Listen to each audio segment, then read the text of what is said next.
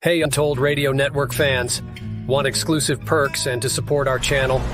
Introducing our YouTube membership program with 3 amazing levels. Get loyalty badges that level up to different cryptids the longer you're a supporter. How cool is that? You'll also get access to custom Bigfoot emojis and priority in chat. Upgrade to Backstage Pass for exclusive wallpapers, photos, status updates, discounted books, and merchandise. Go all in with the producer level for everything mentioned plus member shoutouts. Ready for an enhanced experience? Join now, pick your membership level, and let's make this journey even more exciting together. The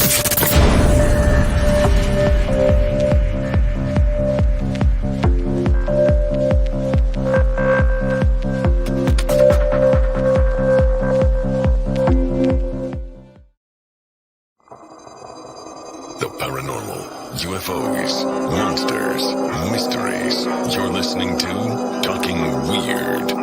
And now, from a cabin deep in the Northwoods, your host, Dr. Dean Bertram.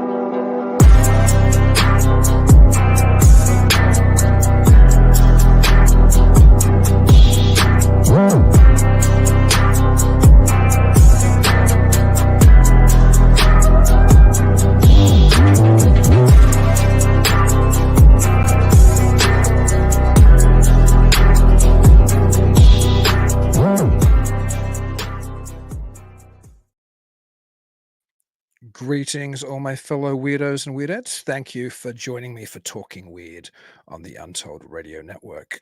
I'm your host, Dean Bertram, and I hope everybody out there watching and listening, particularly those of us in the US, are getting ready for their Thanksgiving holiday this coming Thursday, and that all your plans are falling into place and that you have a very enjoyable day, hopefully with family and friends. And thank you all so much for joining me tonight, or for those of you listening or watching after the fact on various podcast platforms, or where this show will be archived on both YouTube and Facebook.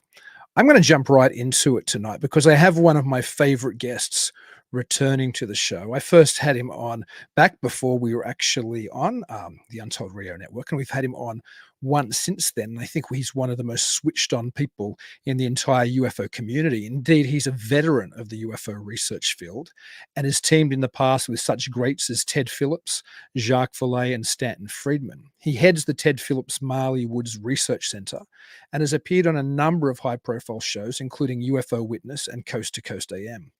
He has worked as a dive master, machinist, and electrical engineer on projects in the United States, Red China, and Bermuda.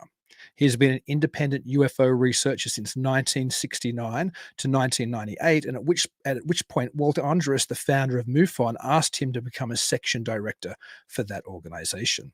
Later, he would go on to be assistant state director for Missouri MUFON, and he then co-founded the MUFON dive team with Debbie Zieglmeyer and joined Ted Phillips as his assistant in 2006, and later became part of Ted's S.I.U team.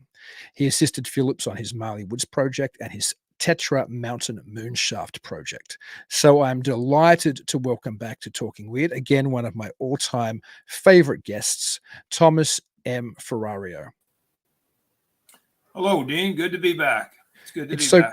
It's so great to have you back. I'm always fascinated with the type of knowledge and understanding of the phenomenon and your background. I mean, I mentioned a little bit about it in the intro then, but maybe you could talk, for those of you who haven't caught the earlier episodes or are new to either Talking Weird or the Untold Radio Network, maybe you could chat a little bit about your past and some of the people you've worked on and where that positioned you up to this point in time today.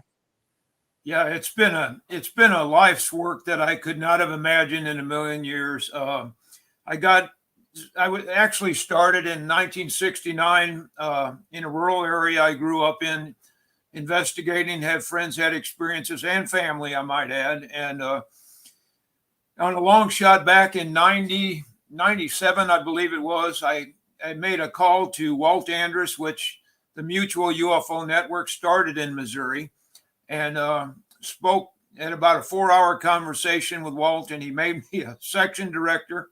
Introduced me to a very great gentleman, the first state director for the Mutual UFO Network, Bruce Whitteman, and him and I formed a lifelong bond, and we're involved in a lot of things we'll get to tonight. And but we just unfortunately lost Bruce about 2 years ago to cancer. And but he was like Ted Phillips. He was such a multifaceted man, and Bruce knew no strangers.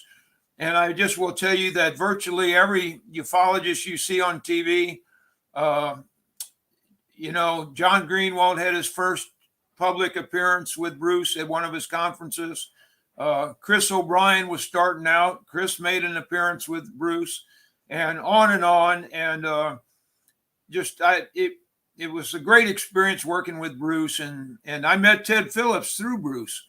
And I was assisting Bruce at a conference and got to be, I followed Ted for years, never thinking in a million years I'd get to meet him, much less be friends and end up working with him.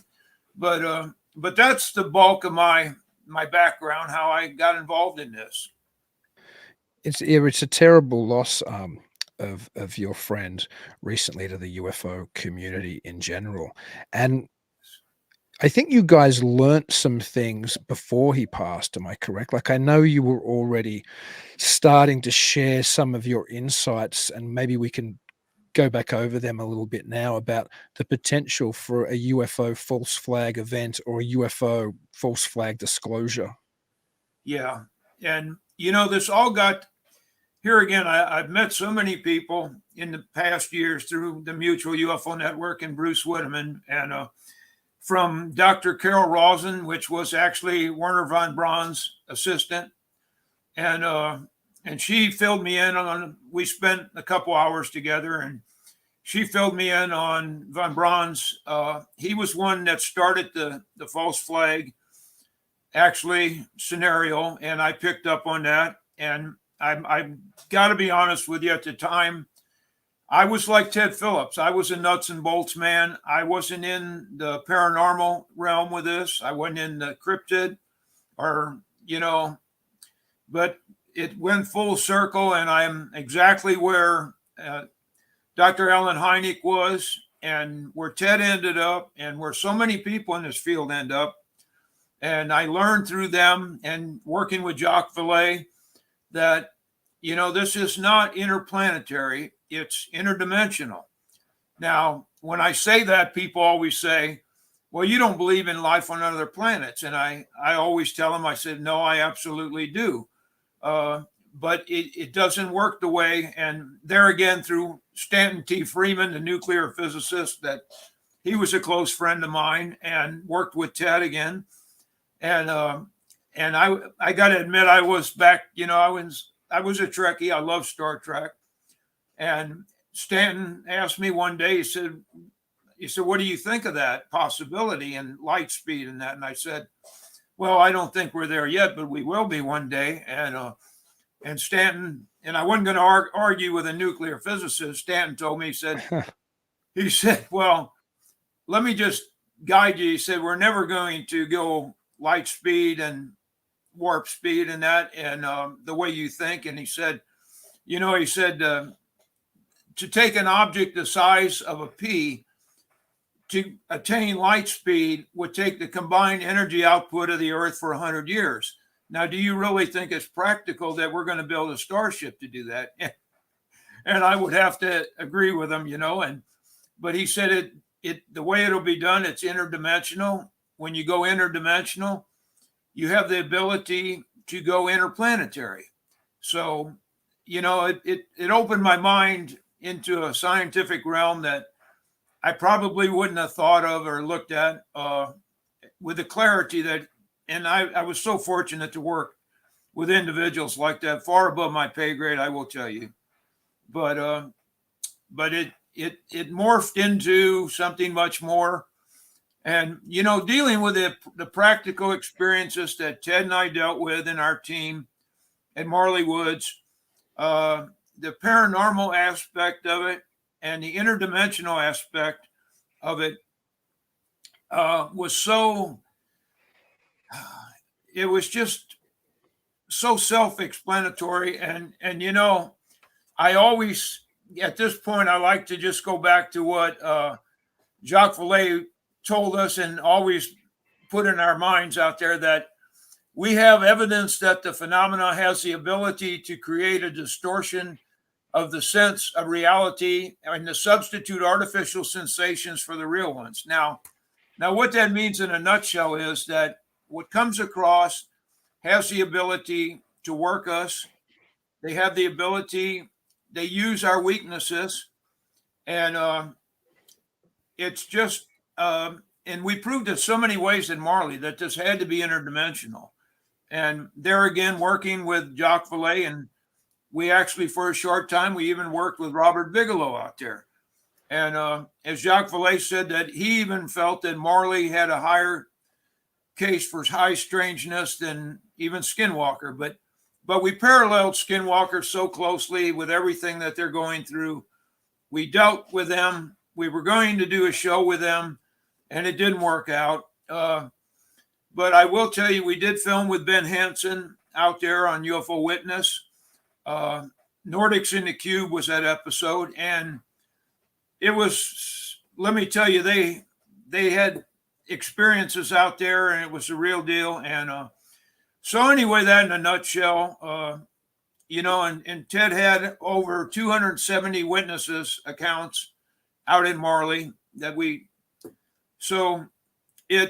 and we proved so many ways it was dimensional out there through experiments and different things. And there were portals out there. And as Ted always said, back in my early days, if you'd have mentioned the word portal around me, he said, you should have just smacked me. I wasn't willing to go there, but we proved that that's exactly what we dealt with out there. So anyway, that was my experience, putting me in the mindset to work with the people. I ended up working with through Bruce Whitteman, and Bruce and I worked with, and I will tell you that back in 2001, and I can go into that, but if you have any questions for me, go right ahead now. No, I do have questions for you, but I'd love you to continue. One thing I'll ask so I don't forget about it. Swope asked in the chat, did you guys hear the Joe Rogan podcast with David Grush? And be that as it may, we don't have to talk about the Rogan episode because I haven't actually seen it yet. But what did you think when David Grush came out? What did you think about the whistleblowing? Because I know you've been saying this type of stuff's going to be coming for a long time. And that happened since we last had you on the show. And it was obviously a big deal. And they went before the Congress, Yes. And there were congressional hearings. And what was your take on all of that, Tom? I don't know the gentleman personally. From what I know personally, I think a lot of the information is factual. But as I always say, when we're dealing with people that I don't know personally and their pedigree, you always have to take it with a grain of salt, because through the years, Ted and I and Bruce and I, we dealt with people, and for every step in ufology you take towards disclosure, you always end up taking 2 steps back.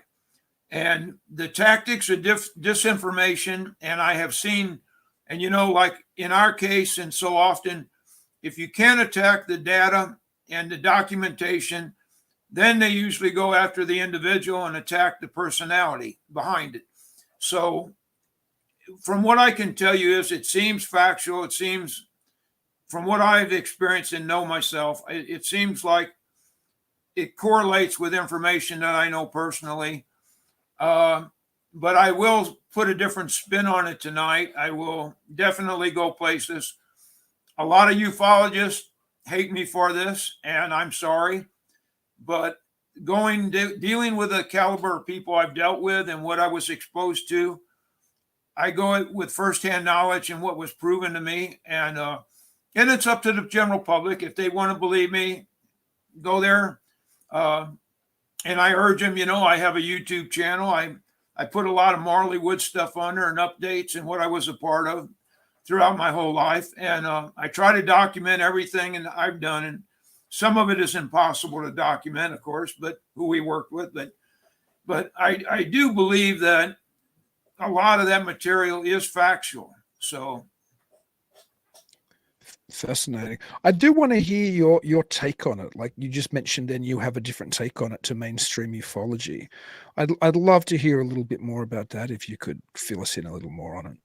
Yeah, what I have to speak about tonight, and there were far better people than me. I always left this up to my mentors, and I would look at the job they would do one day, and I would think, boy, I'm damn glad I'm not them, you know. Unfortunately, now it's progressed to the point where they're gone. And I feel that it's fallen on my shoulders to bring a lot of this information forward. And it's up to the individual to accept this or believe it, and, you know, or not. And that's fine. But I will tell you that some of the information that with Bruce Whitteman and myself, back in 2001, Bruce Whitteman was contacted by a government operative, and he gave the name we knew him by. And this, I know it sounds like X-Files stuff. It sounds like the Smoking Man, and it is literally. But in 2001, Bruce was approached because he was the first state director for the Mutual UFO Network. And the government wanted to start the process of a disinformation and actually bringing, they said, information forward to the public. They contacted Bruce, and some of the media people were there. And what they wanted, we flew to Las Vegas, actually. And a little thing, unfortunately, happened in the process called 911. And through that process, they told us they had bigger fish to fry at the time, and I understood that. But we were supposed to be the first group from Mutual UFO Network and the media in Area 51, and they were going to start the process of disclosure with us. Now, do I think they were going to show us everything they had? No, I think it would have probably been a dog and pony show there. But I do believe we were going to get to first start letting some things out to the public through us and the media and start that process. Now, after that point went on, that was called off. And our contact that we dealt with, that Bruce introduced, Bruce asked me to accompany him and I was his friend and assistant state director. And so Bruce got me involved with this, and I had meetings with a gentleman. And the only thing our operative's name that we went by, we knew him by the name Red. And that's all we ever knew of him. I do believe exactly, because he proved to us in various ways he was what he said he was. And especially on one occasion, he brought us in Maryland to Quantico. We were going to have a meeting. Another time, they were going to start the disclosure process. We sat in a room with other gentlemen in a long, like you see in the movie, a long table. After several hours of waiting there to speak, we were, had our hopes up. Red came out and some other people that were the operatives for this other group that was there. And Red told us, he said, well, guys, they called it off again. They changed their mind, as they so often did. And at this point, I can vouch for this. Happened to people like Rod Serling, started a movie. It was called UFOs. It Has Begun. Great, with Burgess Meredith. And I urge everyone to get that movie. It's a wonderful movie. They promised him, same deal with them. They started making the movie. Last minute, they called it off. And Rod Serling and them went ahead and made the movie without the government's participation. And it was very well done, even without them. This happened to Walt Disney. This happened and when Von Braun was with Walt Disney. So it happened to higher caliber people than us, I will tell you. But the way our operative Red explained it was 50% of the regime wants disclosure. 50% of the regime is of the old regime. They don't want it ever. They feel that there's enough information out there. They're not going to put it down anyone's throat. And unfortunately, they were the ones that signed the checks and where the money came from and called the shots. So that's just the way that works. But I will tell you, our operative that we dealt with, Red, taught Bruce and I so much about what goes on behind the scenes. And actually, the the craft that they have, and this correlates with others that have come forward now. And Ted Phillips actually came out and made known that through Hynek, he had actually seen a 30-foot disc in operation that we had. He got to see crash debris.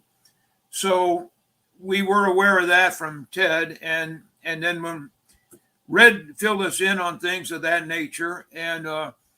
But the biggest thing I must tell you that surprised me at the time, because, and I'll just go into this briefly, I was raised a Catholic. I fell away from the church completely. I never expected, I was like Ted, I wanted to handle the structured craft, soil compaction test, that sort of thing. I never wanted to go where I ended up. But the thing that surprised me the most that Red spoke to us about was, and this correlated, this all come into place with, in my own personal history. As a young child, I befriended a Franciscan priest that actually, he came from a wealthy family.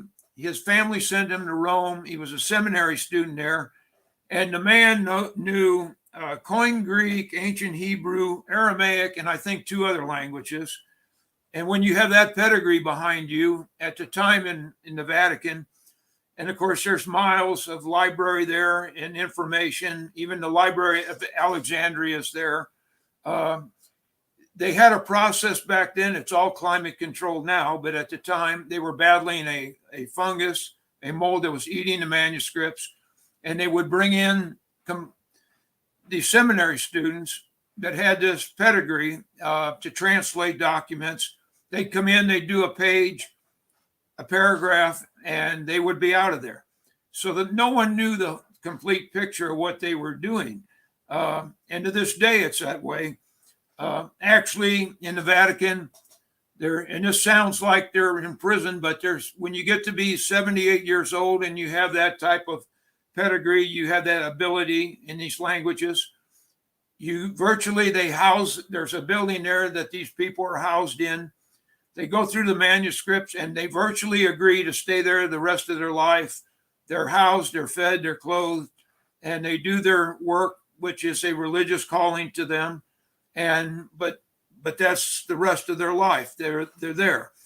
Now, the way this corresponds to what we were told, my knowledge as a child, and we had another gentleman, Reverend John Schrader, in St. Louis, Missouri, which was an investigator, clergy in St. Louis, was in the Mutual UFO Network, and was sort of our field chaplain or our religious input on everything.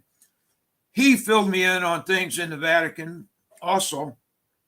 And through that process, I had some knowledge of this. So you can see when our operative Red started going into the area with Bruce and I about the relationship to this day, how close the Vatican works with our government to this day. I really wasn't prepared for that on that level, coming from, of all places, a man, in our government like this. But I will tell you at that point, it got into the point, he filled us in on things. And so much he told me, and I'll touch upon tonight and try to do it justice. But the one thing he told us, and I might add now that Red has been going it's close to 8 years now.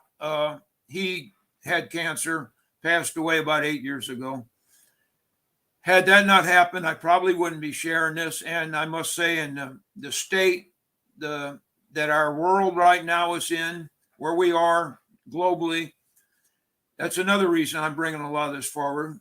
But the one thing that Red instructed Bruce and I was, he said, you guys, you can go anywhere, the ufology stuff, he said, a lot of people won't believe a lot of this, that's fine. It's great. I don't care what you share with people about that. But I'd rather, he said, the one thing that is forbidden ground, I don't want you ever to speak about the connection with our government and the Vatican. And wow. At that point, I asked, I said, well, why is that above the ufology part of this? And he said, you don't understand. He said, it's all the same thing. And then when he went into a lot of areas, and I'll touch upon some of that tonight, it truly is far above what people believe and know. And the way our government is still hand in hand with the Vatican and the Holy See, and the relationship there is far above what most people know or can imagine. So that's just touching upon a little bit of where I'll go. Do you think that relationship is just about power politics, or is it because the Catholic Church understand through a history of examining spiritual type phenomena that the UFO phenomenon is somehow related to that side of things? Yes, it directly relates into, and here's the part that I will go into, that the reason that the Vatican is so involved in this, and the Jesuits they're the scholars for the church, and they're the ones that run the observatories, and but the reason why they're into that is because they know the true source of ufology and cryptids and all this paranormal, and they know it's dimensionally based, and a lot of it is not good what comes across. The church knows that and we're spiritual beings here. We're trapped in these shells we're in now for a brief time. I will tell you, I found out recently how brief, but that being said, while we're here, we're given the authority to be here and over what comes across the dimensional boundaries, because that does not have the authority to be here. Now, that being said, it's very easy to give that authority in just simple little mundane things. If you call upon this stuff, you deal with it. Simple things as simple as a Ouija board, a seance. You're giving it the authority to interact on this side, to be here. Now, it's a double-edged sword. Now, but the main reason that the Vatican is involved in this is because they know the dimensional aspect of this, which there again goes into the faith-based angle on this, and that I'll go into. But I will tell you that, that, and this even gets into the high strangeness of this, to the degree that the church actually has their own version, and through the Holy See and the Jesuits, they actually have their own version of the Men in Black.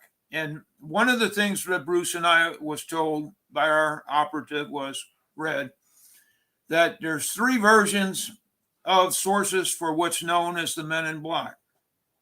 Now, the one source is from actually the Vatican, the Jesuits, the Holy See runs this, and their version of the Men in Black has the same status or rank as actually people that are in the church now. The Exorcist, actually, they have the same rank as the Exorcist. They do it in a different way, but they investigate, and it's the church, though, their version of the Men in Black usually are trying to help mankind whenever there's a abduction locally or alien so-called contact. They investigate it and try to help individuals. Wow. Their motivation is usually good. Not always, but it usually is good. And of course, the Men in Black, which is referred to as the Jesuits, and that, which are usually the ones that go investigate in the field, it goes into a much complex thing, that the way they try to help people, and it's generally done for a good outcome to help individuals. Now, the second source of the Men in Black is our own government. Now, that's a mixed bag of tricks. It's not always bad. Sometimes they're out there to investigate abductees witnesses. But I will tell you, a lot of the motivation when it's our government is to cover up, as you've heard a lot of the stories and what goes on. So a lot of that, even back in the Project Blue Book days, the Men in Black, some of it was actually to help people. Some of it from our government was just to cover up, and there was harassment and other things done to people by them. And then third and all that we were instructed was the really bad Men in Black are the dimensional Men in Black that doesn't have the authority to be here, and it comes across by a great power that gives them this authority that we don't have. But now this, when they come across, and I will tell you, in ufology, so many ufologists look at these Men in Black. They will argue that these Men in Black are Nordics, they're reptilian, they're virtually every 56 species of alien, so-called alien interplanetary Federation people that exist. Now, the thing about this is that these people, they will be, I will tell you, the interdimensional beings, and that intellect, that power, has the ability to take on whatever shape and form you want to see, or they know what you're dealing with, or what you want to see, what you've been exposed to, and that's what they'll be. So if they come as the Nordics, reptilians, whatever breed you think it is, and at that time, that is physically what they'll be on this side. But that's not what they truly are. That's not what their nature is. Their nature is truly evil. They are here actually to enslave people and to make people follow them and give them the authority to be here. So it gets into a lot of areas that I know a lot of ufologists don't like. And contrary to popular belief, these alien races, they don't have the ability to read minds. Now, what they can do, though, they can read emotions. Now, believe me, I've seen demonstrations of this. When you read emotions and you're skilled at it, that individual will make you believe, and you'll swear they're reading your mind, because they're picking up on the slightest, physical characteristic, your slightest little gesture, your eye contact, and they can read your emotions and use that to where you will believe they're reading your mind. So it is a very tricky area to get into, and I will tell you that a lot of ufologists don't want to go there, but that is the true nature of this. So do you think there's, because I know you've been saying this, people like you and Jacques Vallee for some time have been suggesting that these things aren't extraterrestrial, that these things are interdimensional or spiritual or something else in nature. And I lean to that interpretation as well. But what I've noticed recently with some of the key players in disclosure, so people like Tom DeLonge, people like, where we talked about David Grush before, Leslie Kean, Hal Puthoff, so many people in that kind of camp are now beginning to suggest that maybe these things aren't extraterrestrial, that they do somehow fit the type of interpretation that traditionally hasn't been talked about in the mainstream. I mean, obviously, Vallee, Keel, yourself, others have talked about it for decades now, but the mainstream of ufology was never something you heard on the nightly news if a ufologist was being interviewed, but it seems to be seeping in now. Do you think that's because people are waking up, or there's some intentional reason to leak some of this? So what's your take on that, Thomas? I can see where people, and there again, I do believe that through the dimensional aspect of this, interplanetary travel will be possible. I do believe of course, there are other civilizations. And there I go into, if there's more of creation, that means a greater creator, not a lesser. And, just going back into the the book of Enoch, and Enoch was the grandfather to Noah, and you get into in the cryptid arena, as we dealt with in Marley, and this even gets into the cryptids, the Bigfoot sightings we dealt with. We had a sighting of a large Bigfoot, the only one in the county there in that area at Marley. And we had the large white sloth, polar bear / animal, 400 pounds, and we knew that there wasn't a living, breeding population of these things there. When they cross the dimensional boundary, though, which I believe the cryptids have that ability physically and through the powers given to them, unlike the disc, the structured craft that does it mechanically, crosses the interdimensional boundary. But getting into the cryptids like the Bigfoot and that, and I don't have to even mention it to you, but back in the day when Bigfoot researchers would go out and they started taking DNA samples in the beginning, they'd always come back on the really good DNA mitochondria on that work. They'd come back with human DNA mixed with it. And in the beginning, they throw that out. They would say, they dismiss it, said, well, it's contaminated, it's not. And now they've gotten into the realm where it's been taken so perfectly, and people that know what they're doing, that they actually, the researchers, and I do know a couple people in the field that did the DNA work, and they know that this DNA is actually in the Bigfoot's makeup. Now, that gets back into the fallen angels and the Nephilim, that was the giants. And I do believe that correlation, that this is actually what we're dealing with Bigfoot, is we're dealing with the Nephilim, the remnants, the fallen angels. And one of the other things, again, our government operatives got in a realm in the religious aspect of this.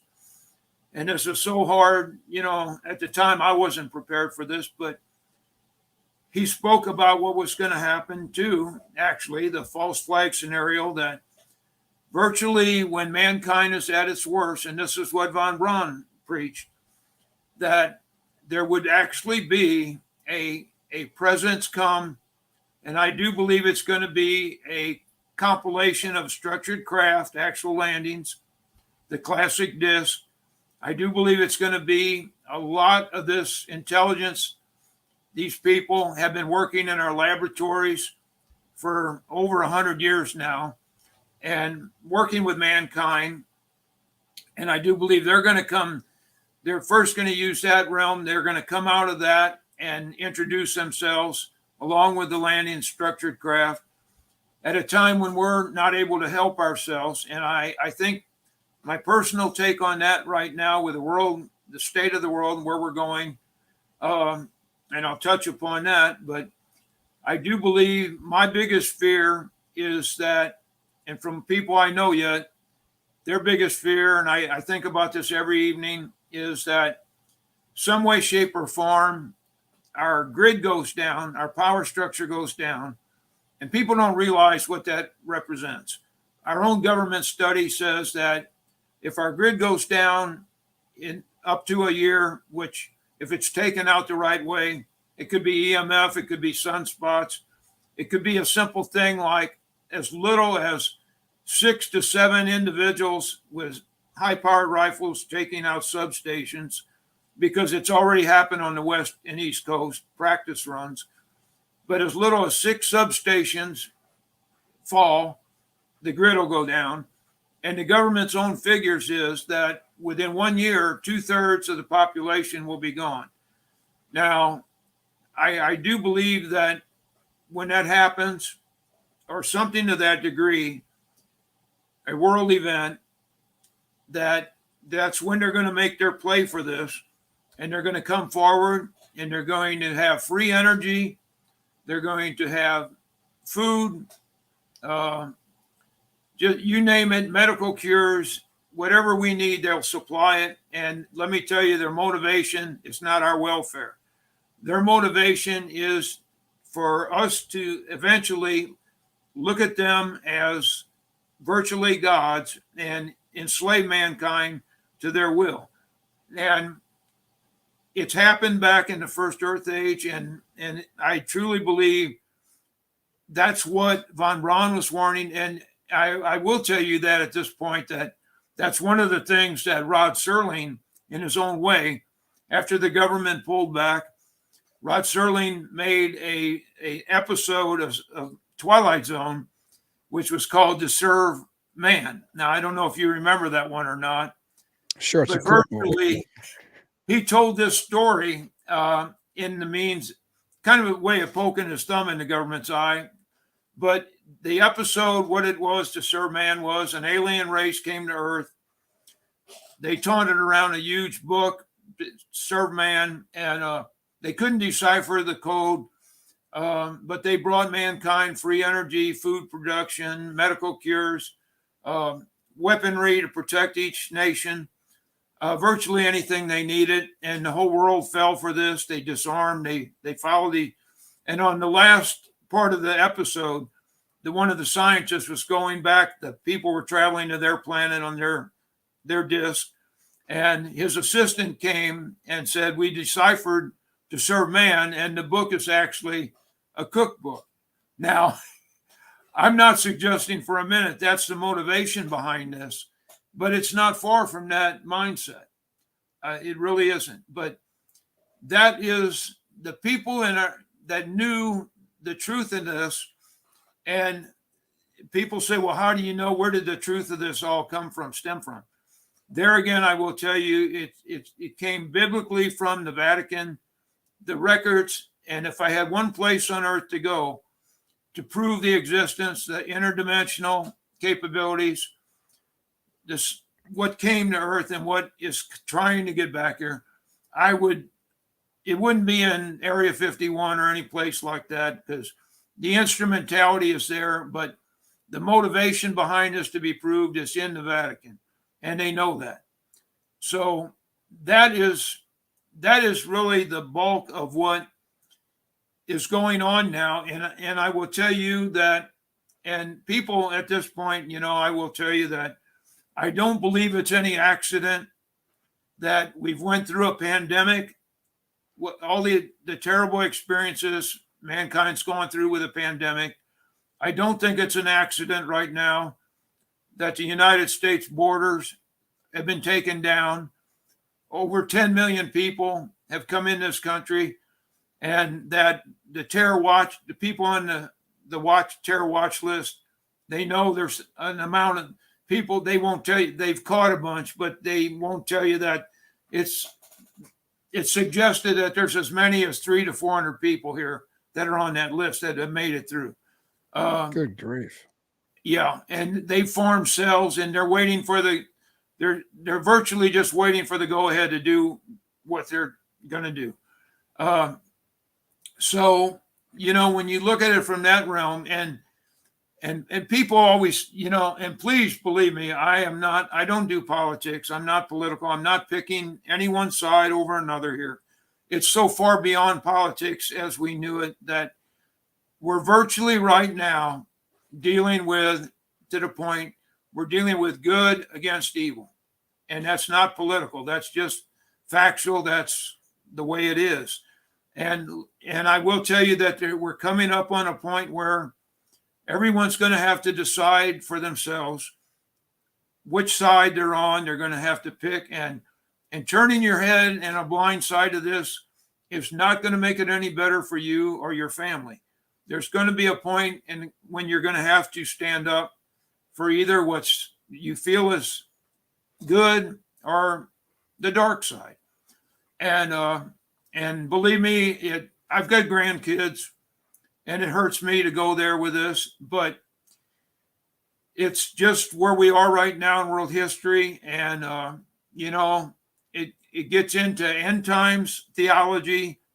And out of this whole, my contacts and everything, I have to say, I have become very religious. I do believe what gives us the authority to be here and over. And I please tell people, always remember that you have the authority over this in the name and a lot of people don't know, in the name of Yeshua or the Christ, that came here was a spiritual being, that was a dimensional being that came here to give us the authority over this.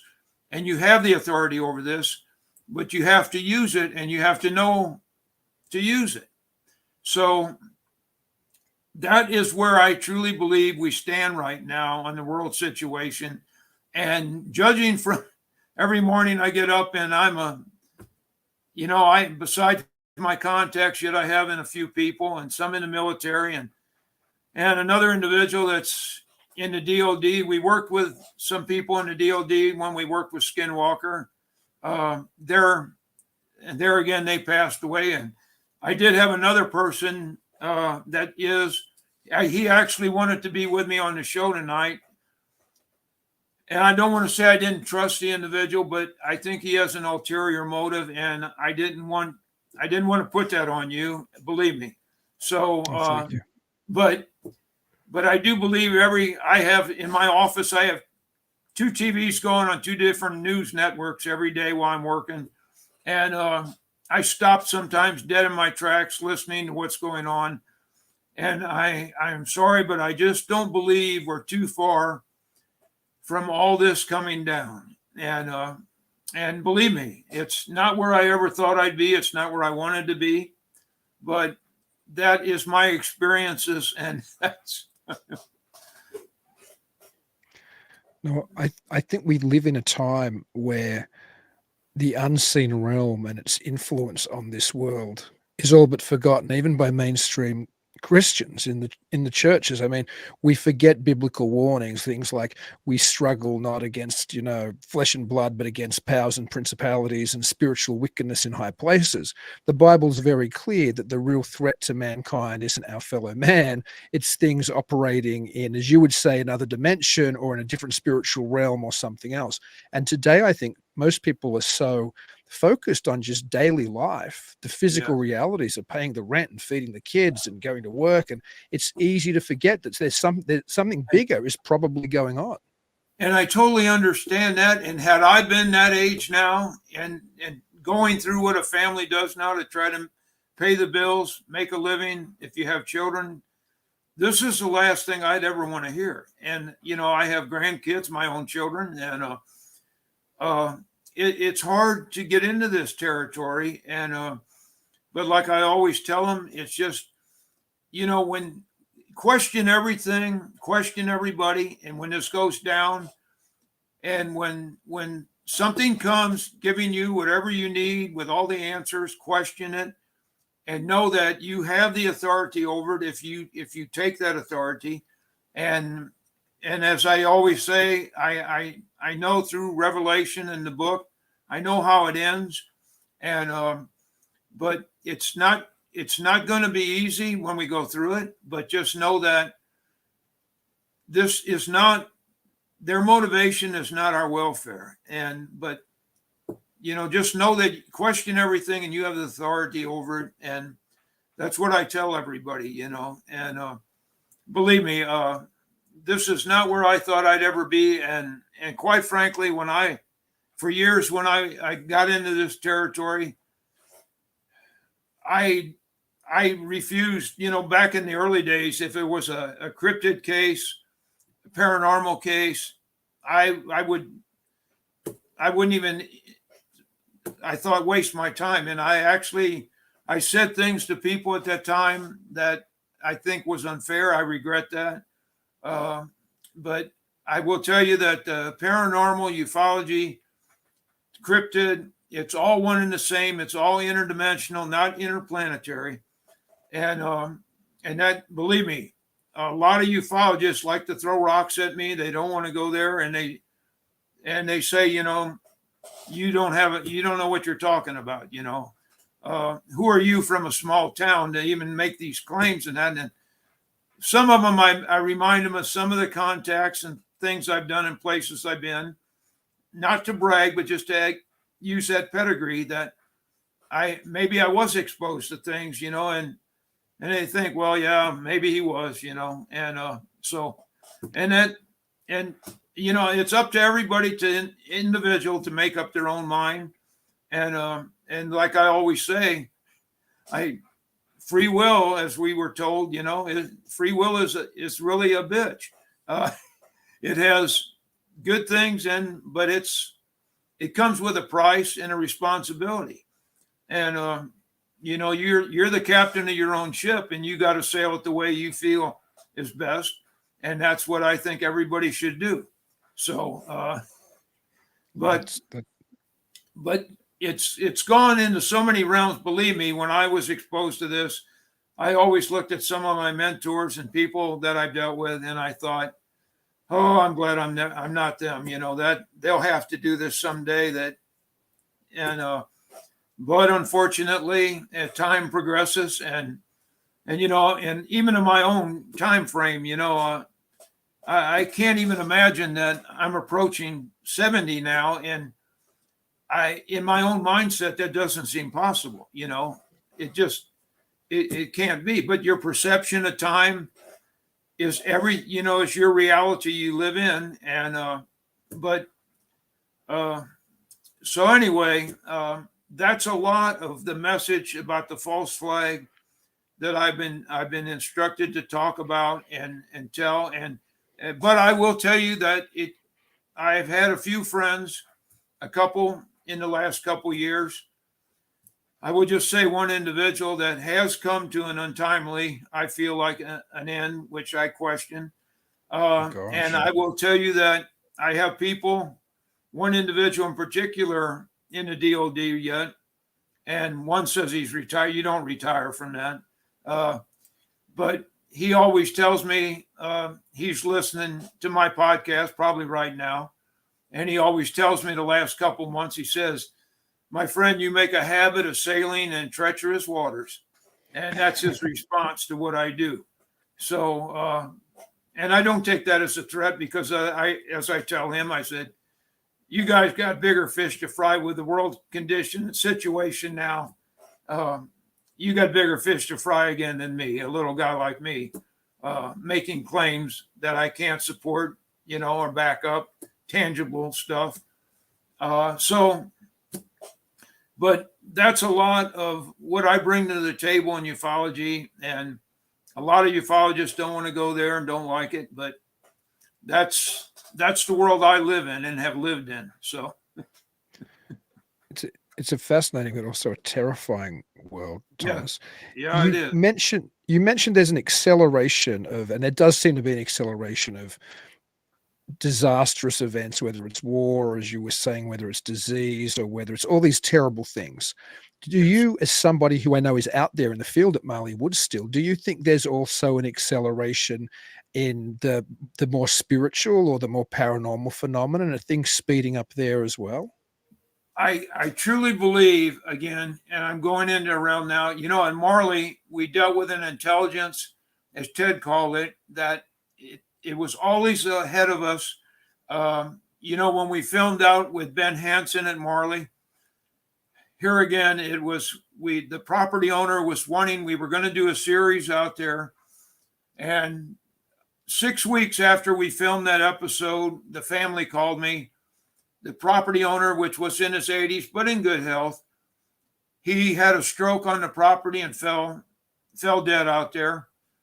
And after I talked, the family told me that after we filmed the night we've been out there, I was the last one to leave. It was probably approaching 5 a.m. in the morning.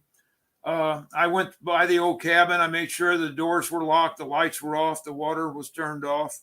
And other things happened out there that it's in the episode. I urge you to go see that one, the Nordics in the Cube. But the family, after they informed me about the property owner's death, they said, well, Tom, he really he thought that you would, when you guys were out there, I just have to tell you, he was a little disappointed in you in the state you left the property that night. And I said, what do you mean? And he said, well, the next morning he went out to check the property, the cabin, which where we filmed from and was our base camp on 1,200 acres. And we were all over those 1,200 acres those days when we filmed. But he said that the next morning that the doors were all open and the lights were on and the water was running. Now, I truly believe that it was just a sign to me that, again, this thing was out there, was capable, it had the upper hand, and it specifically let me know that who was in charge out there. And as Skinwalker, you know, when they tend to dig holes, it activates the intensity of events.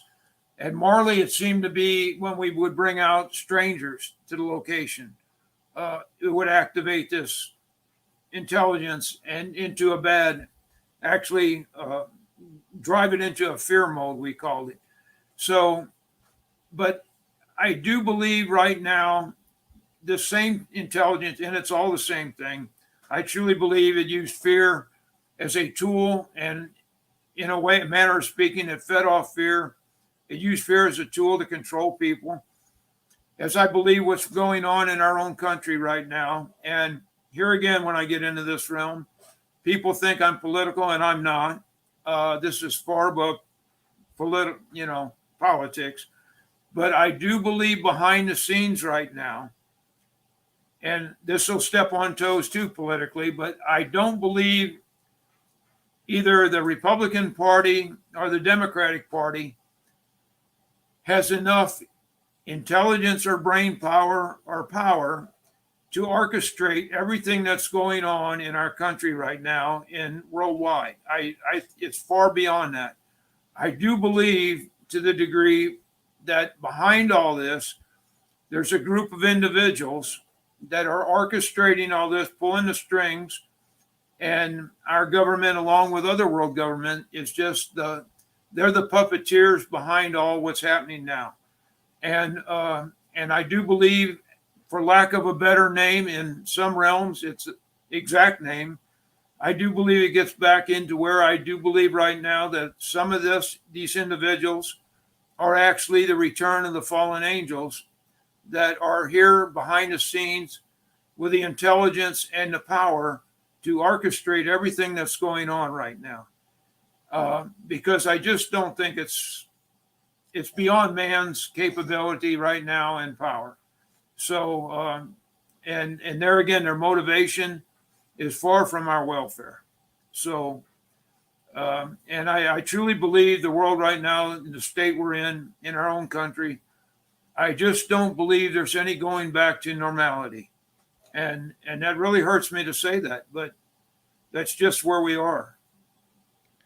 Yeah, again, it certainly seems that we've forgotten that ancient religious texts, specifically the Bible, warned us that there were other residents of the unseen realm that ruled this world, really, whether it was Satan or whether it was the gods of the nations. This world was controlled by powers above the power of man, and perhaps they controlled the men underneath them, but there was something else orchestrating, and it was a very clear and through line in the Bible. But this isn't taught in churches very often anymore. So not people who aren't in church at all have definitely forgotten these warnings. But even I think most people who are churchgoers have forgotten these warnings. Yes, they absolutely have. And you know, the other thing I like to warn people about, people are looking through every door and window in every government on this planet looking for the Antichrist. Well, the Antichrist, I truly feel, is what some refer to as Satan or the fallen angel, the head fallen angel.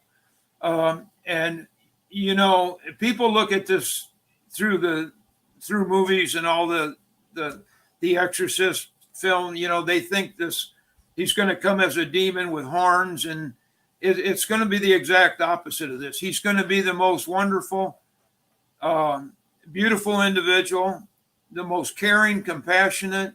He is a scriptural lawyer. Other than our Father, he knows biblically, he knows the Bible better and the ancient text, Hebrew, Aramaic, Koine Greek, and the other languages, ancient language. He knows it better than anyone, but he can put just enough twist in it to substitute his own aim and his own goals. And I will tell you that most of the world will fall for this. And if you question this ability when they come with everything they're going to come with, you know, that's where your own family will turn you in. And you'll have a period of time when you're going to have to answer to the power that the government at that time for what you believe. But there again, they're not going to execute contrary to what people think. They're going to be hanging people and murdering and torturing. That wouldn't come into line with that personality that he wants to instill in people. He wants that caring, all-encompassing love that he comes with fictitiously, I might add, and that's going to be hard for people to understand. So, you know, I would not, believe me, I never thought I'd be the one to go into this realm, and I did want to be, but that's where I am, and you know, I was taught, you know, by the researchers and people I worked with, not throw the baby out with the bathwater. And it's up to each individual to believe this or to go where you want. But I will just say, when things start happening, and if any of this makes sense to you at that point, what I've said tonight, just maybe grab upon one thing out of it. Just make up your own mind. Don't believe everything you're told or everything you even see, because when this comes, they will have, the dimensional beings have the power to work miracles. They'll pull lightning down from the sky. They have the ability, you know, with our physics, to do things on this side that we can't do and makes no sense. So it'll be a very convincing show. But like I say, just no matter what happens, know you have the ability and the authority to turn away from this. But most won't want to.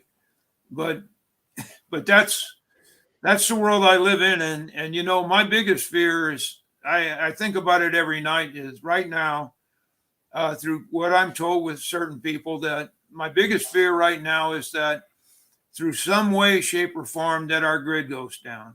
Because I just warn people that, believe me, that is a game changer. When that goes down, and you know, our technology, we're thrown back into a world that this generation, very few generations, were prepared for. And you know, it's a whole different ballgame. Yeah, I don't think there are many people out there at all who would be able to get by without electricity. And even if you could, you might be in an area where, because everybody else can't get by, it means you get dragged down into, you know, the hellish pit as well. And we are very dependent upon technology today. I mean, I am, everybody is. So if all of a sudden the power went out, I think you're right. I think then people would be prepared to accept some type of savior from the sky, you know, who came down and promised that they'd make everything better. But Thomas, you were just a fount of wisdom. I appreciate your advice to everybody. I love the fact that you've been doing this for so long now, alongside some of the most important figures in the history of the field, and you're able to come forward and say things which are, quite frankly, controversial in the UFO field, and you're willing to put your name and your reputation on the line, which shows me how much you actually are sure that these things are what's going on and what's likely to happen. So thank you for your bravery, and thank you for coming on the show tonight, Tom. Well, thank you. And I always like to leave people with that thought in their mind, though, is just question everything. Just please don't listen to me. Don't believe anything I say. But just if things start happening, just remember what that crazy guy that most people will say, you know, they hate. But just remember that you have the authority over this, and question everything. And no matter what looks good, may not be good for you in the end. So and believe me, like I said, I never expected to be here. I didn't want to be here. But through people I've known, like Bruce Whitteman, I've been exposed to other people through him, and so many others. I know that the reality of this, and like I said, that's the connection that our government to this day, they work in tandem and behind the scenes. And And there again, I hate to say it, but the Jesuits, they're known. The head general officer of the Jesuits is known actually as the Black Pope, and he wields more power, I can tell you, than anyone else in the world. So that's quite a statement. Wow. How do people find out what you're up to, or how do they follow you? What's the best place for them to go and make sure they're up to date with you? The best thing, my Facebook page, the Marley Woods page, and I have on YouTube my own channel. I post things there. There's actual film footage, photos of Marley Woods, what occurred out there, and what we did. A lot of my own personal history, what I've been a part of, the MUFON dive team, and as such, and anything that I get current that I feel I want out there, I'll post it on there. There's probably 25, 30 little movies on there you can watch for free, and choose what you want to see and what you don't. And so I just encourage people to go there, and that's where I'll post things in Facebook. And we're working on other projects. One of our team members, Adam Johnson, which is a film producer now. He's done projects with the Sci-Fi Network. He's actually filming this week with CBS on sports, on a documentary on some football players. But we're working with Adam now on a documentary about Ted and basically Marley Woods and what happened there. And so just stay tuned. And Ben Hansen, we're still trying to work on the moonshaft angle. We had planned to get over to Slovakia, Ben Hansen and us, to do research, do a documentary on moonshaft. And of course, a war broke out there in the Ukraine near there.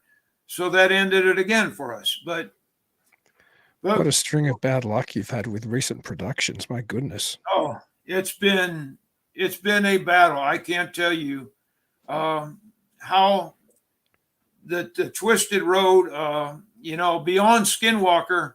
We actually were working with one of the property owners in Marley. Actually, Beyond Skinwalker was going to be our show the first year, and we were scheduled to start filming out there within 6 weeks. And the property owner, things happened out there, and he felt like it wasn't safe, and he backed out. So I had to tell the producer it was off. And believe me, when you're dealing with a producer in 6 weeks out, and they've planned for that, spent the money, you're not a very popular person with them when you have to cancel. So, but we're still working with those people. And but like you say, it's been a battle. And I truly believe a lot of this, again, we're dealing with the nature of this beast that pulling strings, orchestrating, keeping us from doing things that they don't want done. So it has been a battle, though, I will tell you. And my wife always tells me, why do you even try to do sometimes to get involved in any more of this? But then she always says, well, you have to. So. Well, I'm glad your wife's health is doing better. Well, and she sounds like a lovely lady, and she's right. And I think you're right. Your mentors are mostly gone. It's up to you because there's nobody left to do it, Tom. So again, thank you so much for joining me tonight on Talking Weird. Well, thank you, Dean. I enjoyed it. I appreciate it. I wish I had a more insightful, happy message.